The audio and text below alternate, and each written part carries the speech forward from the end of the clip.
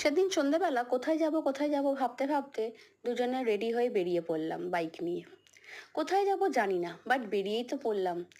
দেখো, atmosphere cross করে, science city cross করে, JB Marriott, ITC royal Bengal, এইসব ক্রস করতে করতে চলে গেলাম নিউ টাউন আন্ডারপাস। এইসব দিয়ে যেতে যেতে চলে গেলাম অ্যাক্সেস মলে। খুব সুন্দর সাজিয়েছিল অ্যাক্সেস মলের বাইরেটা, লাইট।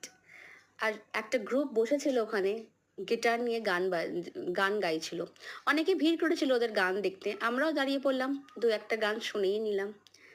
তারপরে পুরো ভিড়ে ঠাসা মলটার মধ্যে এদিক ওদিক ঘুরে নিয়ে ছোট্ট একটা সাইডে নিজেদের দুজনের একটা জায়গা করে নিলাম।